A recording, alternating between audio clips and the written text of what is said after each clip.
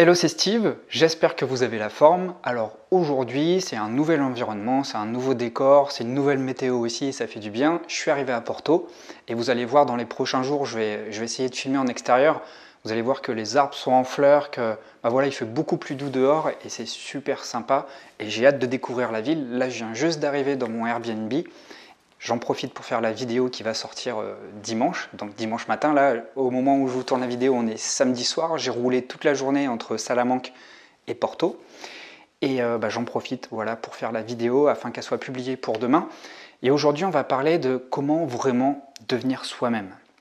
Alors, vous n'êtes pas sans savoir, si vous suivez les dernières vidéos, que ça fait plus d'un mois et demi, presque deux, que je voyage. Et je me rends compte qu'au fil du voyage, au fil du temps, au fil des espaces que je parcours, eh bien, je me dépouille de ce qui n'est plus essentiel pour moi. C'est-à-dire que plus j'avance, plus je me déleste de ce qui n'est plus vraiment moi, ou plutôt des masques que j'ai pu me mettre, des histoires que j'ai pu me raconter. Alors, ce qui se passe dans ce que je travaille, dans ce que je recherche, c'est un processus qui n'est pas inhérent simplement à moi. Voilà, tout le monde est pareil, on se raconte tous à un moment donné des histoires, on se crée tous des fausses croyances, des scénarios de vie, et quelque part on met des masques. On met des masques pour se détourner de notre vraie identité, afin de trouver des stratégies beaucoup moins douloureuses qui nous empêchent en fait de réellement avoir accès à soi. Parce que avoir accès à soi, c'est aussi se confronter à sa propre vérité. Et parfois, sa propre vérité, elle n'est pas toujours, comme ils disent au Québec, confortable à dompter, d'accord ? Et il y a des moments, effectivement, où lorsque on veut creuser, on veut entrer dans ces profondeurs, on fait face à certaines choses qui nous amènent à mettre la lumière sur certaines blessures, sur certaines choses qu'on a du mal à aborder parce que justement, c'est douloureux. Alors ce voyage a vraiment cette vertu de me débarrasser de tout ce qui n'est plus vraiment utile pour moi. Et c'est vraiment à ce moment-là qu'apparaissent vraiment les questions de fond. Vous savez, ces questions qu'on n'a jamais vraiment l'habitude de consulter dans notre quotidien, parce que notre quotidien, il est maquillé d'artifices. Ces artifices, ce sont des habitudes qui font qu'on a toujours les mêmes réflexes, les mêmes comportements, parce qu'on est plus ou moins en pilote automatique. Lorsque vous rentrez chez vous le soir, très probablement, vous faites certainement la même chose plus ou moins tous les soirs. Donc plonger dans ces profondeurs rend vraiment palpable, c'est-à-dire que vous allez pouvoir toucher du doigt ce qui est vraiment important pour vous. C'est-à-dire qu'on met vraiment la lumière sur nos priorités, sur nos réels besoins et puis aussi sur nos aspirations, sur nos rêves. Et tout ça, ce sont des matériaux qui, une fois pris en compte, concourent à notre identité propre. En l'occurrence, la personne que l'on veut vraiment devenir. Mais pour accéder à cela, il est vraiment important de développer des moments de présence à soi. Vous savez, ces moments de présence, c'est justement ces moments où on sort du mode pilote automatique, où on est toujours embarqué dans les mêmes modes de pensée, parce qu'on a souvent les mêmes modes comportementaux. De fait, je le répète assez souvent en ce moment, vous allez vous en rendre compte, mais changer d'environnement, changer de relation, changer d'habitude vous permet d'accéder justement à ces choses-là. Parce que vous n'êtes plus, vous savez, un peu comme les voitures sur un circuit, elles sont en fait sur un rail.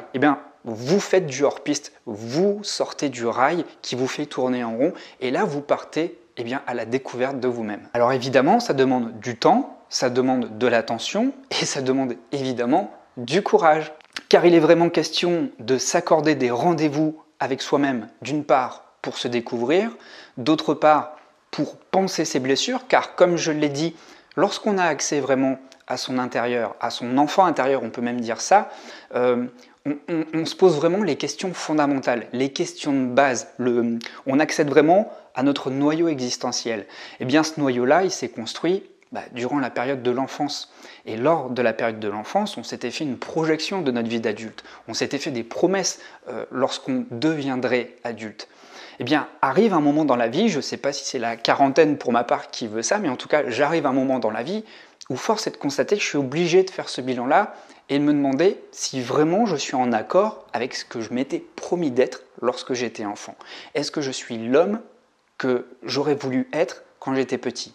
Et puis évidemment, ces moments de pleine présence sont des moments privilégiés pour développer du temps de qualité et donc développer de l'amour pour soi. Car la clé est là, il est essentiel de cultiver l'amour de soi. Apprendre à s'aimer, c'est le plus important, mais ce n'est pas forcément le plus facile. Lorsque vous êtes dans cette démarche de vous apporter de l'amour, vous ne faites plus faux bond à vos besoins, vous ne faites plus faux bond à vos envies ni à vos rêves.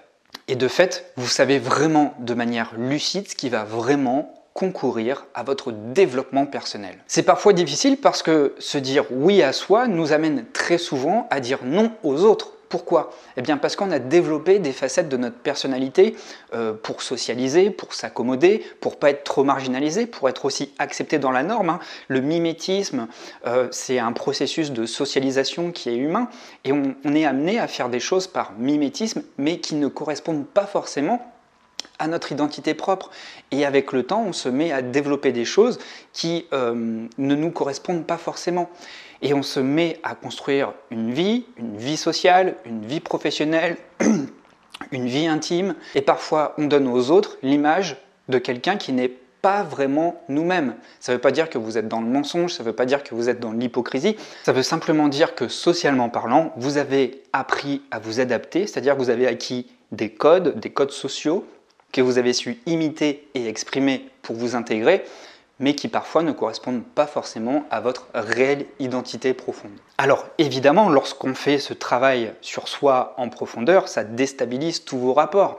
Ça peut déstabiliser votre vie intime, votre vie sociale, votre vie familiale ou même votre vie professionnelle. En fait, en réalité, vous n'êtes pas vraiment en train de changer d'identité, mais en fait, vous êtes en train d'accéder à votre vraie identité. En tout cas, ce que je remarque sur moi-même, et je pense que pour vous c'est la même chose, c'est que quelque part, on a désappris à s'aimer.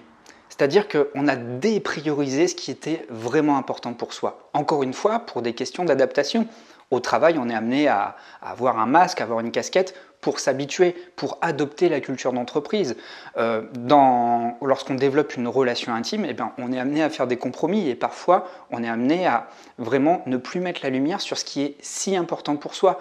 Parce que de peur de rester seul, de peur de ne pas plaire à l'autre, on préfère jouer un rôle. De fait, ces questions si importantes sont reléguées au second plan parce qu'on les juge parfois trop inutile ou trop ennuyeuse. Et souvent, cette source de questionnement profond est également source de tracas. Mais encore une fois, repousser ce questionnement, ça revient à mettre la poussière sous le tapis. Et de toute façon, tout ce qui n'est pas résolu à un moment T, vous pouvez le cacher pendant un moment, mais ça reviendra forcément en pleine face à un autre moment dans votre vie. Alors j'ai quelques conseils à vous donner pour vraiment accéder à votre identité et vous apporter vraiment l'amour dont vous avez besoin. La première chose, c'est d'abord de se rendre compte tous les moments dans votre quotidien où vous exprimez un faux moi, un faux self. Hélène Aron parle beaucoup de faux self. Hélène Aron, c'est la pionnière, c'est celle qui a inventé le terme d'hypersensibilité. Elle parle de faux self, c'est-à-dire un moi social qu'on exprime pour s'adapter dans plusieurs types de situations. Donc à partir du moment où vous arrivez à détecter dans votre quotidien, vous savez, des moments de friction, des moments où on n'est pas tout à fait à l'aise, des moments où on dit oui, ça va, ou des moments où on fait les choses à contre-cœur, eh bien ces moments-là, c'est important de les détecter et puis de les recentrer par rapport à vos priorités, par rapport à vos besoins et progressivement, je ne dis pas de but en blanc, mais progressivement, apprendre à dire non quand ce n'est pas juste pour vous, d'accord? Apprendre à refuser poliment, de manière non violente, de manière non brutale. C'est se prioriser soi, c'est être bienveillant envers soi-même. Le but n'est évidemment pas de rentrer en résistance avec les autres. Le but n'est pas non plus d'aller à contresens juste pour exister par réaction. C'est juste repérer les moments, les nuances où dans votre journée, vous ressentez que vous faites les choses, mais ce n'est pas tout à fait vous-même. Donc là, important de reprioriser.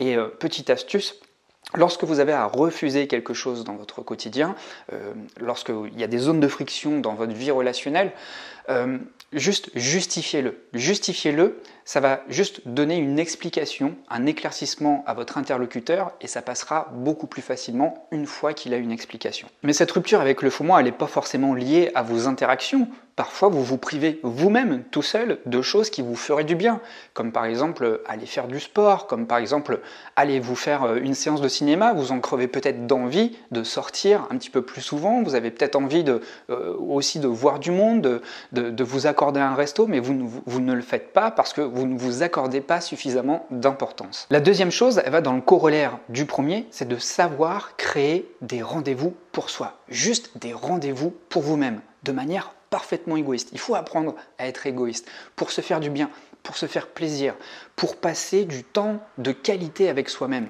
pour pouvoir se retrouver. Et c'est des moments vraiment essentiels aussi pour vraiment mettre la lumière sur ce qui est important pour vous, pour vos besoins, pour vos priorités, pour vos envies, pour vos rêves, pour vos aspirations. Si vous êtes toujours entouré de personnes, aussi saines soient-elles, aussi bienveillantes soient-elles, mais vous êtes toujours dans une forme de bruit, même si vous êtes en harmonie avec ces personnes. Vous avez besoin par moment de vous retrouver et de vous harmoniser tout seul avec vous-même. Ces moments sont essentiels, ce sont des moments de grande qualité. Alors lorsque vous créez ces moments-là, ces rendez-vous avec vous-même, autant les rendre le plus agréable possible. Moi pour ma part, je le répète souvent aussi, j'adore aller dans les bars d'hôtel. C'est des moments vraiment cool, je choisis des bons hôtels et je vis des moments où c'est détendu, où c'est très confortable, je m'offre une super boisson, je prends mon bloc-notes, j'écris, je sais que c'est très calme autour de moi, je sais qu'on ne va pas m'embêter, je sais qu'il n'y aura pas beaucoup de bruit non plus, je sais qu'il n'y aura pas de personnes qui vont parler très fort, donc ça c'est très important. La nature aussi également, et puis j'aime bien conduire, alors ces moments où je conduis aussi, ça m'amène aussi à réfléchir beaucoup, à remettre en question pas mal de choses, et puis il y a le fait d'être en mouvement, le fait d'avancer, j'ai l'impression en tout cas que ça aide ma pensée à progresser beaucoup plus facilement. Et puis entre nous aussi, ces moments de pleine présence à soi, ces rendez-vous que vous créez, vous n'avez pas forcément besoin de travailler mentalement sur vous, vous n'avez pas besoin de vous creuser la tête. Simplement, le plus important, c'est d'être présent à soi. D'accord? Donc vous n'avez pas besoin d'être dans la réflexion. Juste prendre ce temps et ne rien faire. Ne rien faire, c'est pas toujours aisé, mais juste se concentrer sur son souffle, se concentrer sur sa respiration et juste apprendre dans l'instant à se sentir bien et en bonne compagnie. Et puis le troisième conseil que j'ai à vous donner, c'est une fois que vous avez vraiment mis le doigt sur la personne que vous souhaitez devenir, maintenant que vous avez une idée vraiment précise de la femme ou de l'homme que vous souhaitez incarner dans la vie, de la promesse que vous étiez fait lorsque vous étiez petit. Quand je serai grand, je serai comme ci, je serai comme ça, je serai entouré de telle personne, je ferai telle activité. Eh bien, à vous maintenant de créer de nouvelles croyances. On agit toujours par croyance. Et le mot croyance n'est pas forcément un mot péjoratif. Il y a évidemment les croyances limitantes, comme son nom l'indique.